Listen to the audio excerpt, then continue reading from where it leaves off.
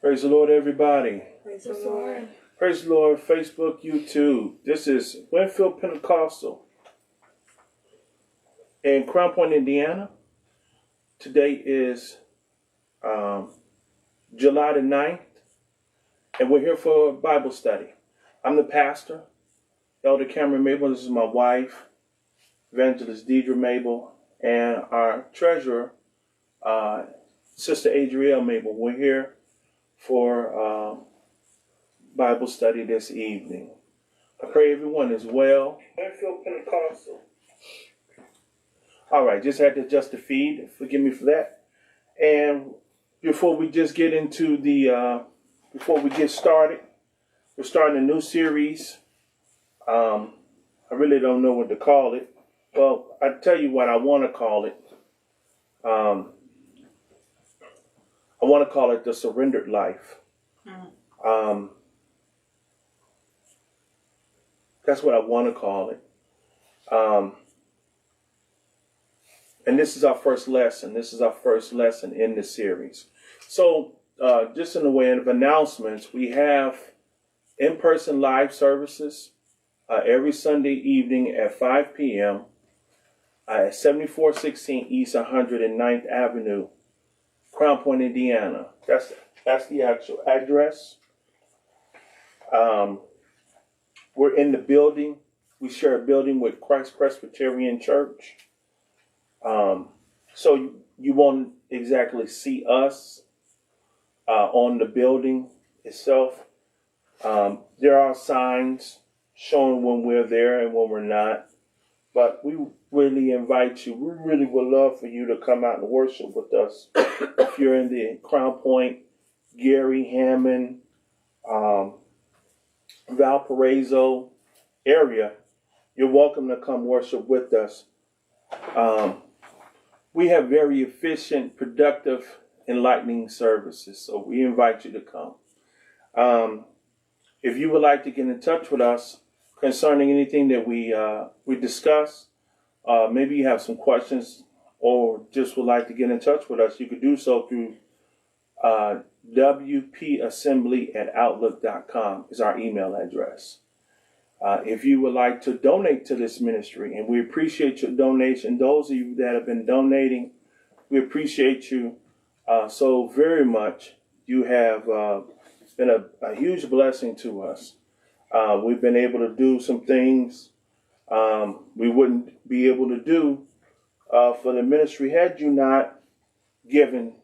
So if you would like to donate, you do so through the Givelify app, Givelify, and look for Winfield Pentecostal Assembly and make your donation. And we thank you.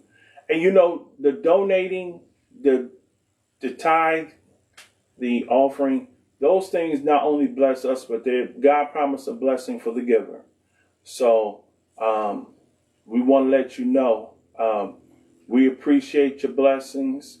God blessing us through you, and the ministry is blessed. And we don't use your money for anything other than ministry related items. So we want to say again, thank you. All right. I'm really excited about the lesson tonight. I'm really excited about the series. What I want to try to relay to everyone the beauty of the surrendered life.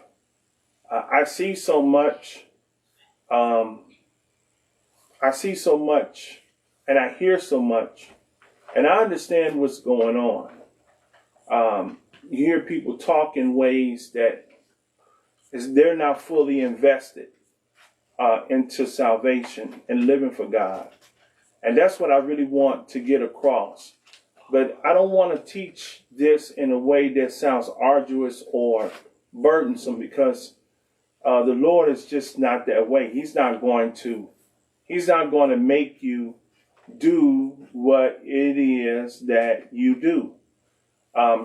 He's going to encourage you. He's going to show you, and he's going to try to teach you and get you to the place where you fully invest in your own salvation. The salvation that we have is not unto ourselves. Do you understand that? It's not for something. It's not a private thing. It's not supposed to. One of the analogies that is used is Jesus said, do you take a candle, a lit candle, and do you put it underneath a table? Or do you put it underneath a bush? No, you take the candle, you put it on top of the table. You hold the candle up high so it can shed light everywhere. You don't cover your light. You don't hide light. Light is meant to expose and to illuminate. And that's what that's what the word of God is to us, and that's what our lives are supposed to be to the world, the lost. There are people that are lost, that are in your family, that are in your neighborhood, that you work with, go to school with, that you live among, that you shop among, and they're lost. They're hurting. They're afraid, and you can't. And you're the light. You're supposed to be the hope for a dying world, a lost world. The same hope that you have is the same hope, the same reason, the same experience that you have coming to Christ is the same experience that you're supposed to help bring to someone else. And so we are here as ambassadors and emissaries. We're here as agents for heaven. And so we're supposed to be sharing. You know, it's not, God really helped me one day. He told me, I will go out witnessing, and I hate, we call it witnessing. It's when you go out and you basically you meet people, try to get them to come to church, or you tell them about God, or whatever, however it develops. And the Lord told me, we used to do it every first Saturday of the month. We used to go to the village, and we used to, Pastor Askew's church, when I was part of Pastor Askew's church. Mm-hmm. We used to go to the village, first Saturday every month, standing. First Saturday every month at the village. And we spend the entire day there. The entire day. We all meet there. We canvas, we'll walk through that place 7, 8, 9, 10 times, just trying to meet people and invite them. And others had such a good experience, you know, and I didn't have any experience. No one would come, and I got a lot of rejection, and it was discouraging. And the Lord told me that He said, they're not rejecting you, they're rejecting me. He said, it's not your responsibility to convert them. He said, your responsibility is simply to invite them. Share. And to share. And that is our responsibility. And so after that, I lost a lot of my nervousness and apprehension about it. In fact, I did that very thing last Saturday. I went out to the grocery store. I just realized that I've been doing it for a long time. Went out to the grocery store and stood in front of the grocery store and handed out flyers for our service and tried to meet people, and found out that there were people that were looking to come to church, and they were looking for a church home, or they had seen us as they were driving by but didn't know us enough to come in. And so I had to break the ice and show up and say, hey, listen, put a face to everything so that people will know, who we are, and just get a little bit more in touch with the ministry. And I'm going to do it again. Matter of fact, I'm going to do it. I want to do it every weekend, but the Lord told me that I can't, as much as I would like to, that it probably wouldn't be wise, that, because that was an all-day thing. And so, most of half of the day. But we are going back very soon. If not before the 1st of next month, definitely the first Saturday of next month, we'll be back out at the grocery store. If not before then, handed out flyers and things like that. So, but that outreach is important because people need to know who you are and where you are. And we're really glad that we had the ability and the time to do it. So tonight we want to look at, I'm teaching a very powerful parable that Jesus taught. Matthew, the 25th chapter.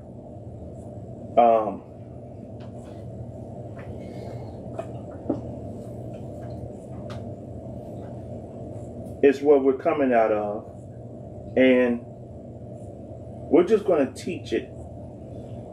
And verse 14 is our first. We're going to read from 14 to 30. A very familiar passage of scripture.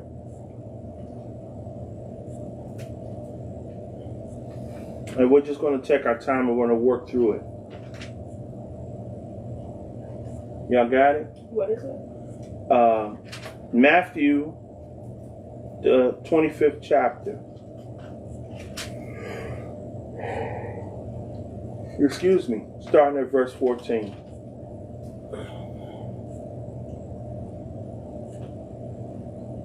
Ready? Mm-hmm. Okay, I'll read. For the kingdom of heaven is as a man traveling into a far country, who called his own servants and delivered unto them his goods. Verse 15. And unto one he gave 5 talents, to another 2, and to another 1, to every man according to his several ability. And straightway took his journey. Then he that had received the 5 talents went and traded with the same, and made them other 5 talents. And likewise he that had received 2, he also gained other 2. But he that had received 1 went and digged in the earth and hid the Lord's money. After a long time, the Lord of those servants cometh and reckoned with him. And so he that had received 5 talents came and bought other 5 talents, saying, Lord, thou deliverest unto me 5 talents. Behold, I have gained beside them 5 talents more. His Lord said unto him, Well done, thou good and faithful servant. Thou hast been faithful over a few things. I will make thee ruler over many things. Enter into the joy of thy Lord. He also that had received 2 talents came and said, Lord, thou deliverest unto me 2 talents. Behold, I have gained 2 other talents beside them. His Lord said unto him, Well done, good and faithful servant. Thou hast been faithful over a few things. I will make thee ruler over many things. Enter into the joy of thy Lord. Then he which had received the 1 talent came and said, Lord, I knew thee that thou art a hard man, reaping what thou hast not sown, and gathering what thou hast not strawed. And I was afraid. Catch that. And went and hid thy talent in the earth. Lo, there thou hast what is thine. His Lord answered and said unto him, Thou wicked and slothful servant, you knew that I reap where I sow not, and gather where I have not strawed. Thou oughtest therefore to have put my money to the exchangers, and then at my coming I should have received mine with usury. That's interest. Take therefore the talent from him, and give it unto him which hath 10. For unto every one that hath shall be given, and he shall have abundance. But from him that hath not shall be taken away, even that which he hath. And cast ye the unprofitable servant into utter darkness. there shall be weeping and gnashing of teeth. All right. There was one thing that sorry about that. There was one thing that I had done, but I lost it, and I didn't realize that I had lost it. I had found out how much, so that we can understand. We're talking about talents. I had looked to see how much a talent was, and then I left it in my other material in preparation for tonight. Let's see if I can find it quickly, because the information is actually in this book, but I have already put it aside somewhere, and I've lost some of my notes. But the talent, we need to understand. Now the first thing you need to do, Fussy, read me the first couple verses. I want to show you something.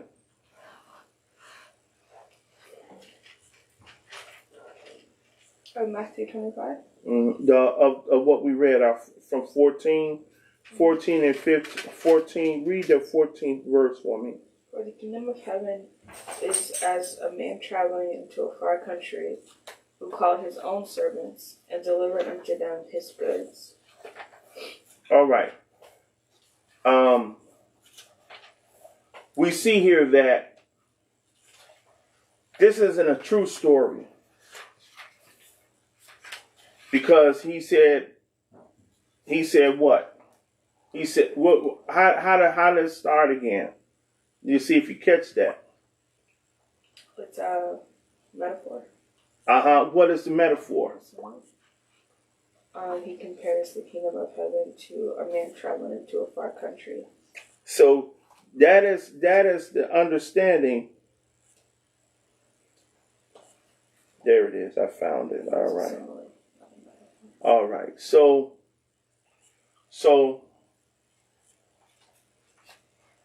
if I could I want to keep track.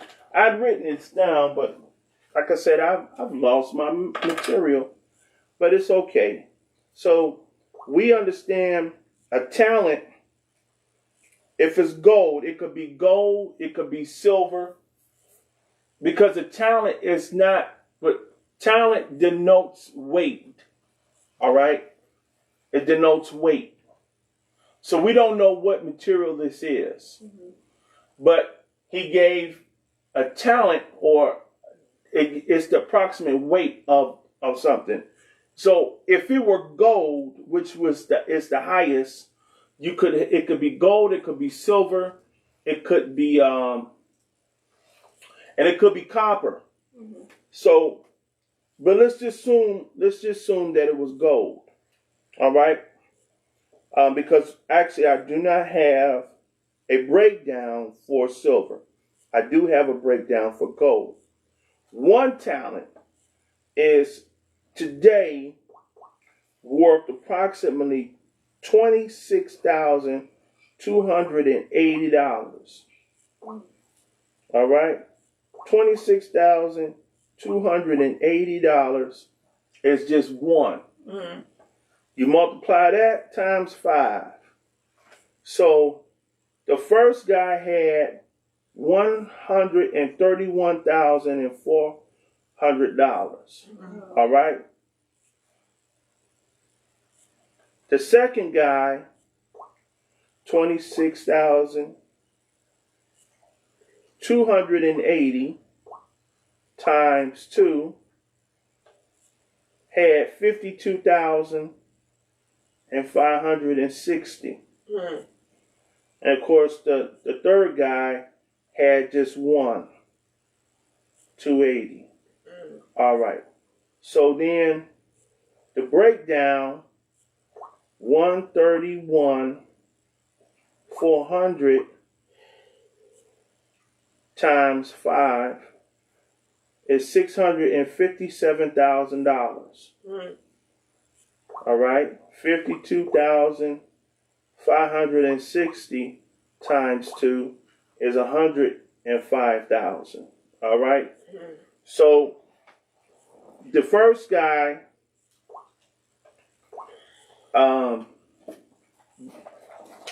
back a profit of, he doubled his money. He doubled his money at 600. So he was given $131,400. That's what he was given, and he doubled that to $657,000. All right, in today's money, right about thereabout. And of course, the guy number 2 servant, he had 52,000 entrusted to him. He doubled it to 105. And of course, the one guy didn't do anything. So we're just going to walk through the scripture. We're going to dissect some high points here. So this is a parable. We know it's a parable because Jesus said the kingdom of heaven is like unto. That's our first dead giveaway. That's actually solidifies this as not an actual event with actual persons. One way you could tell a parable in Jesus' time from someone who is that it actually happened is names. When you start to see names, that's a dead giveaway that it's not a parable that he's talking. So, for example, the story of Lazarus, notice I said story, the story of Lazarus and the rich man is a true story because we know the beggar's name was Lazarus. You see? So that gives you that, so you understand the difference. All right. So the kingdom of heaven is like unto a man traveling to a far country who called his servants, someplace that is interpreted slaves, and delivered unto them his goods. So slavery has never been a bad thing in the sense that, like we had the experience here in America and other countries near the Americas. Well, not even near the Americas. You can go all the way back to Britain. But the difference in slavery in biblical times, though there are, of course, people who misuse their servants, a slave was basically a servant that had indentured himself to this master to pay off a debt or didn't have ability to sustain himself. He wasn't treated as trash. He was treated as a human being that was working off, that provided a service. And clearly we see here, and this is not unknown in any point in time, that a master leaves to his trusted servants some of his goods. He puts them in charge of. That's essentially what happens when we go to work. Many of us who work for someone else, this is what we're doing. Do you realize that? Thank you, Lord, for reminding me that. That's what we do. When we go to work, we're working for someone else's vision and dream. We're working and we're providing a service. Because I want you to clearly see here in verse 15. And he gave, and unto one he gave 5 talents, other 2, another 1, to every man according to his ability. So he didn't give 5 talents to a guy that he knew the possibility that he wasn't going to be productive. He gave him 1. He fully expected them to use that 1 talent to do something with it. He did not expect unprofitableness. Just the same thing when we go to work. our boss expects us to perform at a certain level, because at that level, it brings him profitability.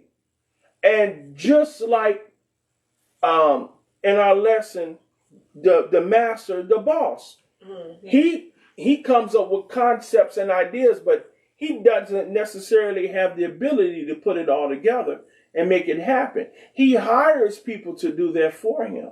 You know what I'm saying? He hires us to do his work. He's reaping where he has not planted us, and he's reaping where he has not strawed us. That's what that means when he says, you know. And further on, he's telling him, he said, you knew I was getting money from places that I didn't do nothing for. In other words, his money is almost free because I was smart enough to make an investment here, make an investment here, and make an investment here.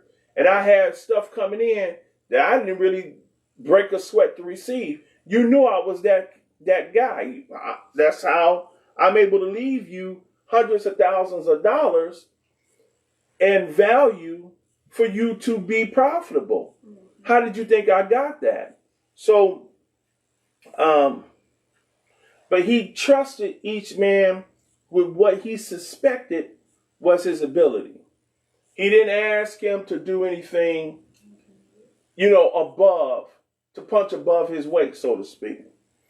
And so, and after receive, he went. So we know that the first guy had 5, and he produced 5 more. And likewise with the second guy. But the third guy is the fly in the ointment. And so, where is it at? I'm looking for.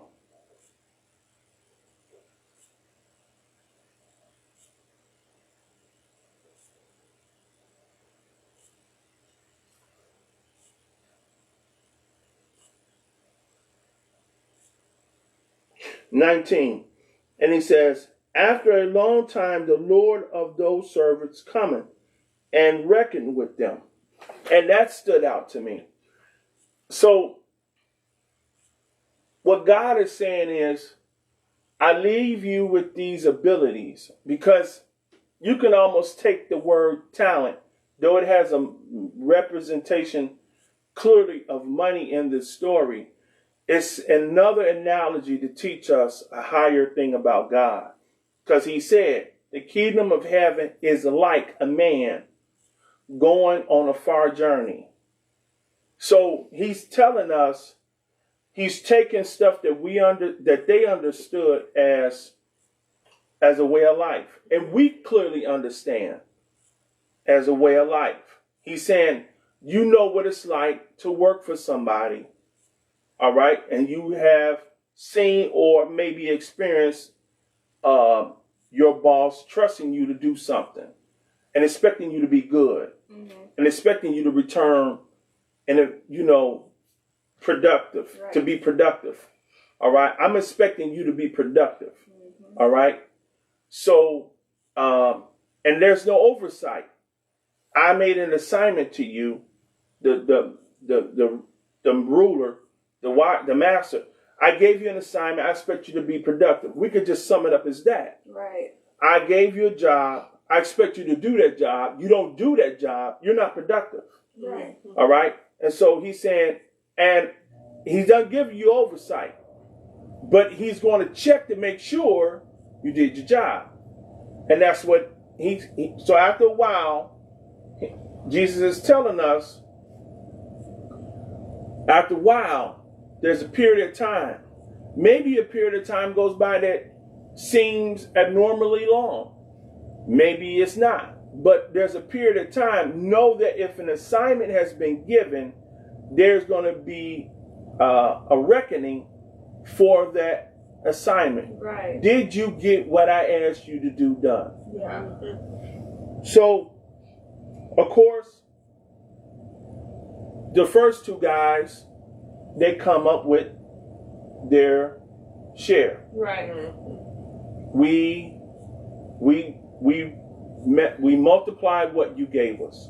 And for both times, he told him, well done. This is important. Well done, thou good and faithful servant. Thou hast been faithful over a few things. I will make thee ruler over many things. Enter into the joy of my rest.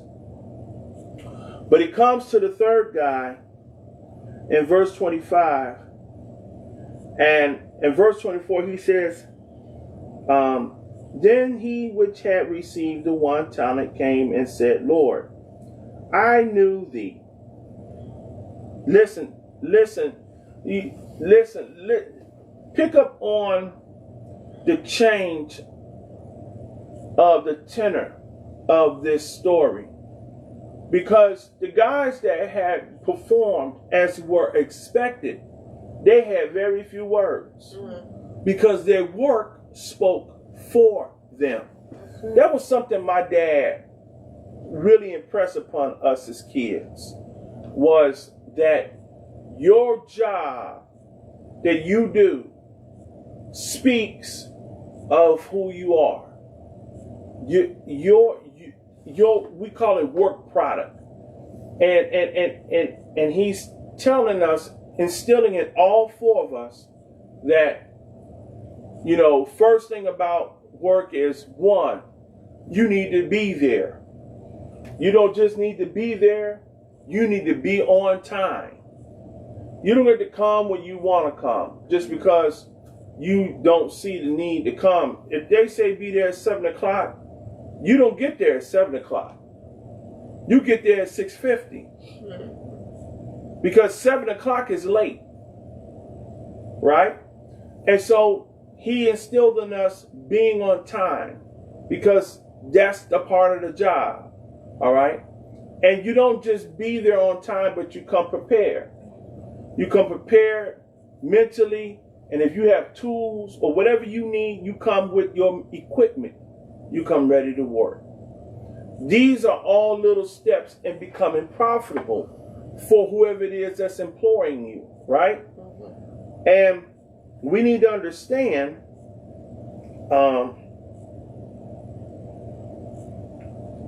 that that's the expectation. And so when you do what you're supposed to do, and this is something that I taught my kids, do what you're supposed to do. This is the motto in my house, and this for this. Do what you're supposed to do, when you're supposed to do it, the way you're supposed to do it. Every time, that's the formula. Do what you're supposed to do.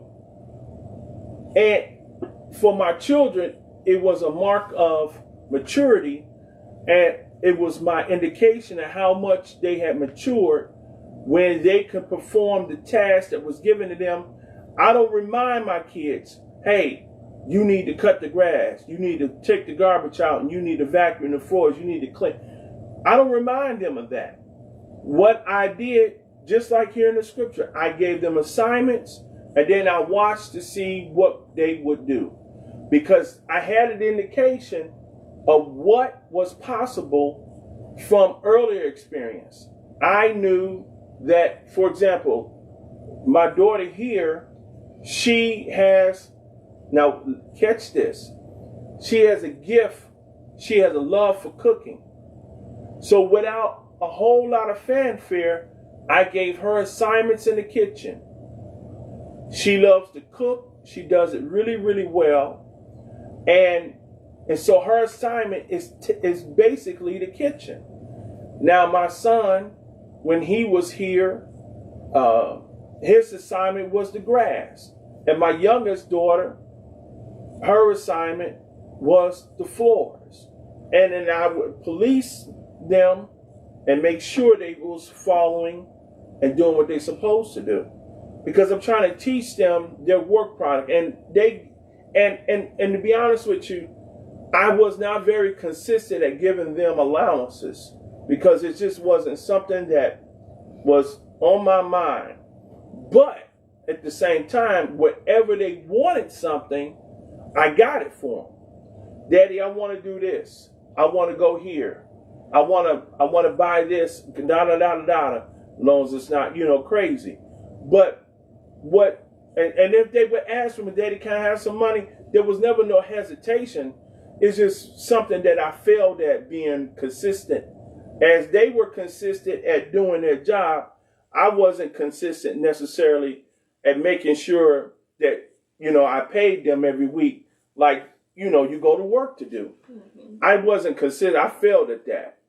But on the other side of that was that they could ask me for anything. And the first marker of whether or not they were going to receive anything from me was their chores. Were they done? Keep that in mind. So in 25 and 24, he says, then he which had received 1 talent came and said, Lord, I knew that thou art a hard man, reaping where thou hast not sown, and gathering where thou hast not strawed. All right? Yeah. Whole lot of talk. Whole lot of lip service. The other 2 guys just came with what they said, came with, my Lord, you gave me 5. Here's 5 more. Mm-hmm. So I got your 5, and here's 5 more. Here's some extra. I've been profitable. They didn't have to go through no speech. Right. There's no explanation. Mm-hmm. Productivity speaks itself. Right. I've done what you asked me to do. Your work speaks for you. Mm-hmm. When you do what you're supposed to do, no one has to. It speaks for itself. Yeah. But when you're lazy, what do you come up with? Lazy people always have what? Excuses. And you see it clearly here. Whole verse. But 25 nails it right on the head. And this is what I really want us to drive home with. And I was afraid. Mm. There it is. And went and hid thy talent in the earth. Lo, here is what is yours. His Lord answered and said to him, he called him wicked and slothful, or said slothful being interpreted another word of our vernacular today, lazy.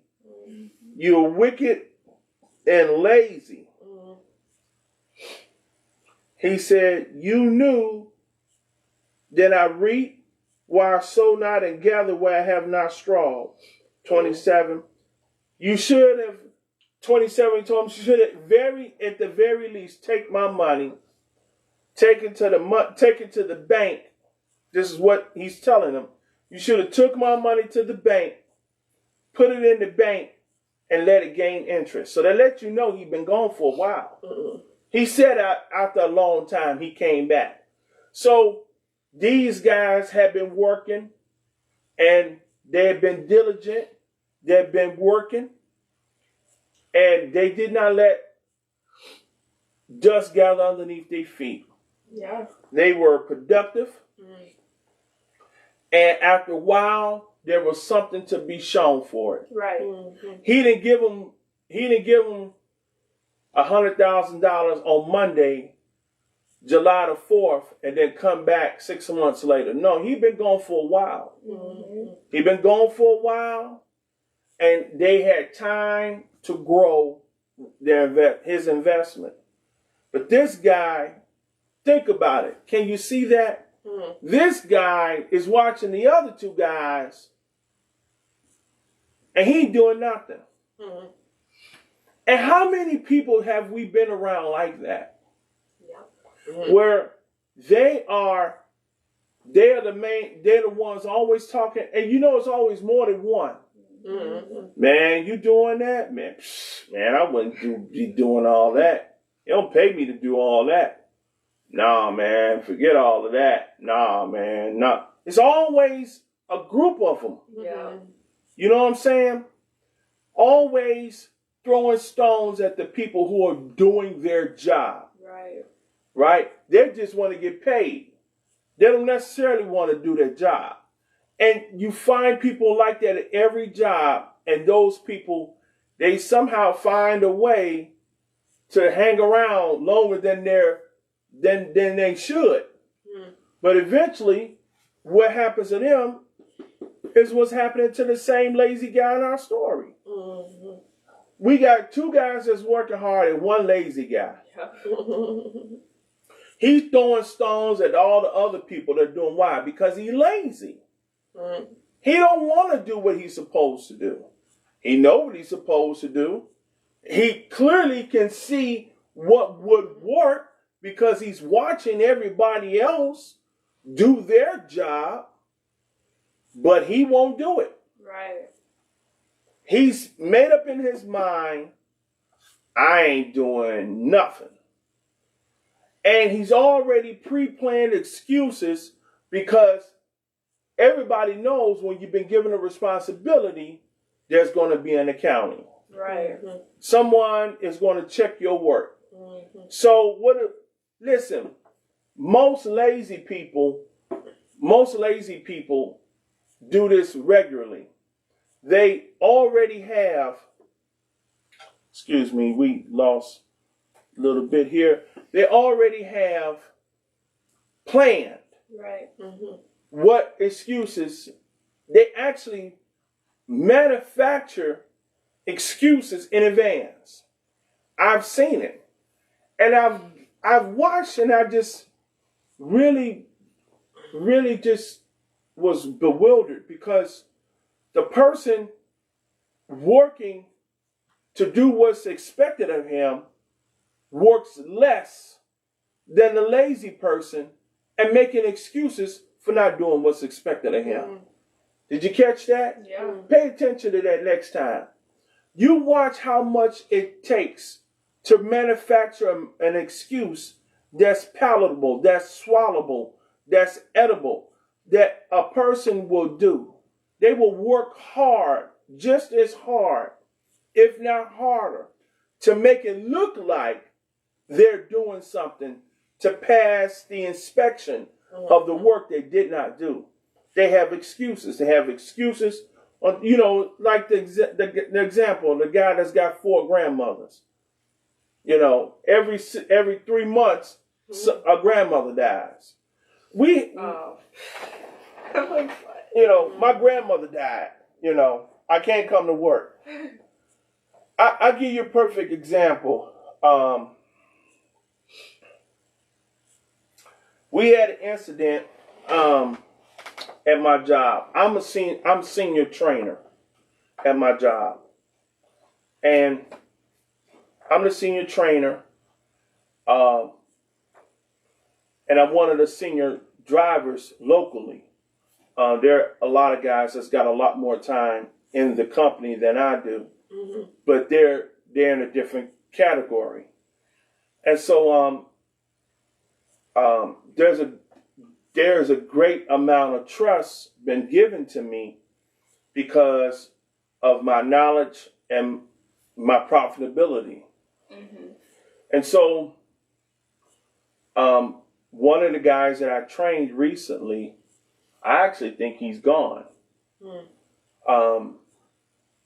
But it's not a surprise to anyone because I don't see his truck anymore. I don't see his personal car. Mm-hmm. And so usually what I do is I have all my trainees' phone numbers because usually when they get out by themselves, they run into problems that we were not able to address in training because sometimes situations are very one-offish. Mm-hmm. And so they'll call me. They'll have a problem with their equipment. They'll have a problem with something. They'll call me and say, hey, I'm having a problem. And so I keep all their numbers in my phone. And I check up on them to make sure that they're all right, especially once they get out a couple of months, a month or 2 out. I said, call, hey, you guys, you doing okay? Yeah. Is everything, is your loads okay? Is I just check in on them. So I probably shouldn't, but this is what I do. I just want to make sure the guys are doing okay. Because what they do out in the field is a direct reflection on my teaching. Right. Mm-hmm. You understand? So my work product, the expectation that my master has is that I'm going to teach these guys how to do what I do at a high level. I'm going to give them the tips, the tricks, the pitfalls to avoid. I'm going to teach them what I know, what I've learned so far. And what I did not know, but was expected, my boss told me that my teaching, they directly can see that when a guy is under my instruction and goes out in the field, he's a lot safer. He's a lot safer. He doesn't get hurt, and he's a lot more productive. Said in other words, the guys that are coming underneath me, when I let them go, they're productive. And that's because of the way I do things, because I teach them that. Now, that was their expectation. For my boss to tell me that makes me an asset. This is what he tells me. You're an asset to this company because you're productive. Right. You are bringing these raw recruits. You're teaching them the way we do things, because the way we do things, we have deemed it to be the most productive. And when you do what we expect you to do, and you replicate, then we got a bunch of yous running around here. And therefore you're multiplying, just like in our lesson, our parable. You're multiplying yourself by doing what you're doing. I hope you're catching this. There's a whole lot of stuff I'm dropping, little hidden stuff I'm dropping. And so we see here this guy's lazy. And my coworker, my trainee, I noticed was missing in action. So they asked me to do some remedial stuff to his truck because there was an issue with his equipment. And, I don't know what's going on except for what they tell me. But then I start to get little bits and pieces. And so I started to put it all together, and it just really started to look really funky. Because first he claimed there was a problem with his equipment, but when we tested his equipment is fine. And mysteriously his equipment, and it's not to say that he is not true. In and of itself, it doesn't mean anything. Well, when I use it, sometimes I use it, it works, sometimes it doesn't, right? So the company said, well, we're just going to give you a load that doesn't require you to use your onboard equipment. You just show up with the load. They'll do all the work because that's the way the account is set up. And you just come on back. So they start until we figure out what's wrong with your truck, your equipment. So, but that's what I was doing. I was testing it, took it to the shop. We inspected it. We couldn't find anything wrong. And so I said to him, well, maybe you're not engaging him. But we had a Q&A session trying to figure out what's wrong. Because in and of itself, that's not a surprising problem. Equipment does fail from time to time. Mysteriously, and being new to the whole thing of how we do stuff, he may not understand where the failure is happening, what precipitates it, what causes it, what happens before that. Are you doing this XYZ that causes it not to work? So this is something that we were working on. But then immediately following that, there was a slew of excuses. I can't come today. My uncle died. I can't come to work tomorrow. My car's not working. And it was like, it was almost textbook. And so they're talking to me because I trained them, right? He's a reflection on me. So they look at me and they say, hey, Cameron, what's going on with this guy? I don't know. He hasn't been in touch with me. I don't know. He said, well, do you know something we don't know? I said, no, I don't. I said, this is all news to me, him having these issues. I said, but honestly, it doesn't sound good. It sounds kind of fishy, to have a perfect storm. You ever meet people that got a perfect storm of problems, but what the common denominator is? They don't show up to work. No matter, that's the common denominator is they don't show up to work, right? And my personal assessment of this individual was that he was going to be a good asset to the company. That's why I invested so much time extra to make sure that he was comfortable. And whatever happened, he didn't relay it to me. Whatever problem he had, he didn't relay it to me. But I'll bet a week's pay, he's no longer with the company because he was producing these excuses, just like in our story today. Excuse after excuse after excuse. And that's the mark of a lazy person. Lazy people make excuses. Productive people give explanations. What happened? Well, and the difference between the explanation and an excuse is simple. An excuse is putting blame on someone else. Mm-hmm.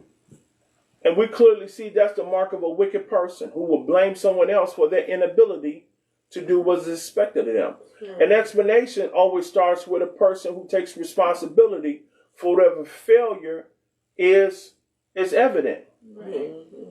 If there needs to be something said, then whatever's going to be said is going to be said in a way that, produces maturity. Okay, I messed up, or I thought this and I thought that, but I was wrong. That's the difference, all right? So, at 25, and so he called him wicked and lazy. Mm-hmm. He said you should have took my money to the bank in 27, and I could have got interest just on the money alone. So he said, take the talent from him and give it unto him which has 10. So he didn't take the one from him that had and give it to one that had 2. He gave it to the one that had the most. Mm-hmm. And he gave an explanation why he did it that way. 29. He said, for everyone that hath shall be given, and he shall have abundance. In other words, the guy that's got a lot, has a lot, is going to get more. Right. This is the way of the world. Right. Why? Because he went and got it. So he's always going to be receiving because he's already in the mode to be productive. Yep. He said, but the guy from him that have not, the guy that doesn't have, he doesn't have not. Why? Because everything he has is going to be taken away. Why? Because he's lazy. Mm-hmm. He's lazy. You ever listen to someone who doesn't have a lot complain about everyone that has more than him? You ever notice that? Yeah. You want to know why they're complaining? Because they're lazy. Remember, the mark of a lazy person starts with an excuse. Everybody's got more than me. Mm-hmm. I'm just sitting here thinking just now about an interview I saw on. This is when Hillary Clinton was running for president. And she didn't carry West Virginia, if I remember correctly, because she had went into coal country and she told them the truth. Mm-hmm. What's the truth? Coal is dead. That state was built on coal. Mm-hmm. That state is built on coal. She telling them coal is dead. The people over the world ain't burning it. The people in this country ain't burning it no more. Coal is dead. You could make so much money, but you had to go underground, but you made so much stinking money. The money was stinking good. It's the same kind of money they make in the mills over here in Northwest Indiana and in Chicagoland. You get a job in a steel mill back 30 years ago, you were doing pretty good. Mm-hmm. Because you can make $100,000 a year. You can make as much as the doctor you would have to see. It's not unusual. I know guys, I've met guys, I know guys that tells man, it's not, this is 30 years ago. For me to make $150,000 a year. Mm-hmm. I work overtime every day. And on Sundays is double time. You come to work on Sunday, if you're making $25 an hour, now you're making $50 for the same 8 hours. And so they would tell me stories. I made $100,000, $150,000 back in the 70s, back in the 80s, back in the 90s. Now you don't make that kind of money because the mills are closing, they're getting low, just like coal. And so Hillary Clinton told them, she said, listen, it's coal. is dead. But listen what I'm going to do. I'm going to, if you put me as president, I'm going to provide a way out of where you are in the coal industry, and I'm going to get you in the programs for the next generation of where things are going. So you have a, you don't lose your place in line. Mm-hmm. So you used to making money in coal. Well, coal is dying, and we see it dying. We want to make sure you're okay as far as money. So we're going to pay for you to teach you new skills, new everything for the new stuff that's in demand. Mm-hmm. They didn't want it. And then complained. That's how Trump became president. Because he went to the coal country and he told them, I'm going to bring the coal jobs. This is what he told them. He told everybody what they wanted to hear, but didn't produce. Mm-hmm. He told them, I'm going to bring the coal jobs back, when every single demographic fact said that coal is dying, dead. Yeah. If you were smart, you would get on what's happening next. I'll give you a perfect example of what happened right here in Northwest Indiana at the state line. They actually called the place State Line Generating.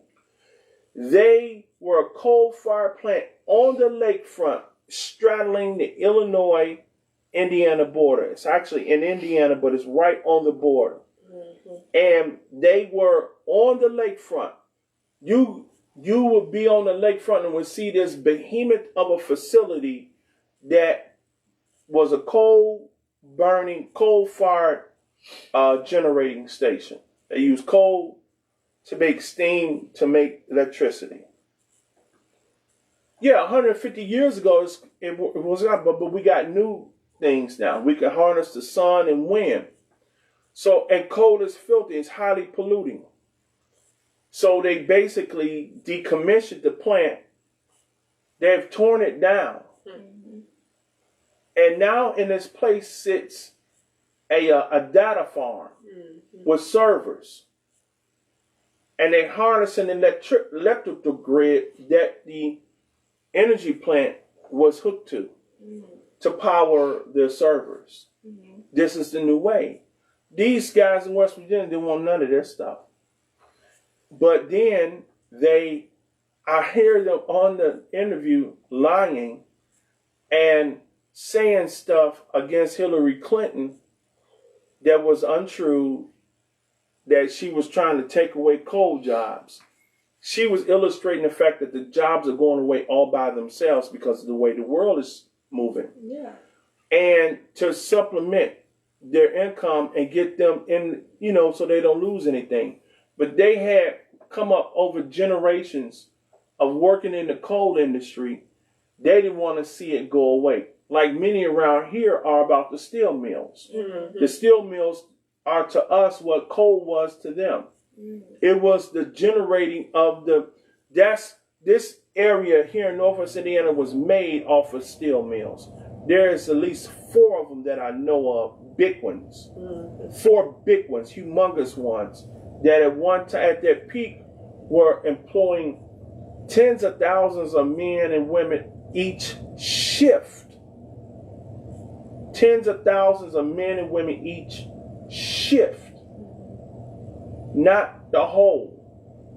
Now you got less than a third of that now.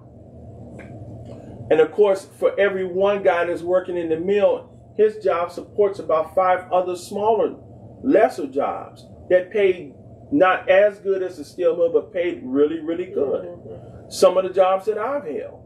And so you had this industry that's now dying. And she tried to go in and try to fix it, and they didn't want it. But the thing that I'm trying to illustrate is that they made excuses. Mm-hmm. The mark of a wicked, lazy person is excuses. I need you to grasp that. Mm-hmm. So he told them to take your money and let, how many times we've been around people, they complain about what they don't got. That's because they're not trying to get what they could. Mm-hmm. A drug dealer trips me out. I've always been amazed at drug dealers. These are the same ones that don't go to school. They drop out of school, and they got many excuses why they don't want to go to school. Some of the real reasons why they don't go to school is because they're embarrassed, because they feel less than. Why do they feel less than? Some of it's not even their fault. It's not that they can't grasp the material. Sometimes they're predisposed, not genetically, but it seems like it's medically. They have forget the name of this syndrome, but alcohol fetal syndrome. Have you heard of that in medical school? One of the pioneers for that research just died about 2 years ago in Chicago. I believe his name was Dr. Carson, I think his name was, if I remember correctly. World renowned in the research of alcohol fetal syndrome. Is it Ben Carson? No, not Ben Carson. No, his last name was Carson, but it wasn't that guy, that Carson. Worked out of Jackson Park, had an office at Jackson Park Hospital right off 87th and Stony Island, 79th and Stony Island. World renowned. He just died recently. And the reason why I know he died recently, because he's so world renowned, it was on the news, it made the news. But he pioneered the research into alcohol fetal syndrome, and how when mothers are pregnant and drink alcohol, how it affects the fetus, and they come out deformed, they come out not able to learn, they have anger problems, they can't control their emotions, especially anger. They have a low IQ because their brain cells never form to get. So it's pervasive, especially in economy and communities where there's not a lot of where they're low income. Right. And so alcohol is the drug of choice, especially when you're pregnant. And so a lot of mothers drank when they were pregnant, and their kids come out messed up. And so now these kids, they can't be productive in the system that is set up here where you work for a living. So what they start doing, they start peddling the same stuff that got them sick. Of course, and many of them don't even know that they're sick, or the reason why they couldn't do well in school. They don't understand the reason why they could not do well in school is because they are genetically, they have a syndrome that will not allow them to learn. I don't know who is sending me all this stupid stuff. Please forgive me, Facebook and YouTube. So they cannot learn, and they go to dealing drugs, among other things. But it tickles me about drug dealers specifically, because if you know anything, and I don't know a whole lot about drug dealing. Actually, what I know is what I've seen in the movies. But it impresses me at how much chemistry and math is required to be a drug dealer. It's an entrepreneurial business. That was the other side too. Yeah. Isn't that something? I mean, when you take the drug industry and you really lay it out and exclude the fact that it's a criminal enterprise, Illegal, yeah. You see an individual who take all that energy to be an entrepreneur, and he can use it, or she can use it in a legal way with the same energy that they using it illegally. Yep. That's what trips me out. That's what trips me out. Yeah. And specifically in relation to that, they avoid school, but they need to know chemistry, Yeah. math. Yeah. You got to at least know how to count your money. Yeah. You know what I'm saying? So they avoid the very thing that they need. Yeah. You see what I'm saying? More money off them. And can make, but because of economic conditions and so many other factors that is above them in a macro sense, in a grand sense, in a large sense, they gravitate to this lifestyle because you can make quick money, you can make big money fast. Yeah. But it won't last. It doesn't last. It's a shortcut. Yeah, it's a shortcut. You know what I'm saying? And because the needs are so great, that great amount of money, one of my favorite artists, Bizzle, he broke it down in a song. He said the guy told him, hey, I can make 2 G's in a week. And, slinging crack. He told him, he said 2 G's in a week. He said, but he just got locked up for 4 years for selling drugs. He said, you multiply that 2 G's. He did some math. In the song, and it made sense, but I'm not that quick. But he said you could have made that at Chick-fil-A. He said you could have made that at Chick-fil-A. He said 2 G's in a week. You make 2 G's in a week. Listen, I know some of my coworkers make double that in a week. I got coworkers that make $3,000 to $5,000 and more a week. Average.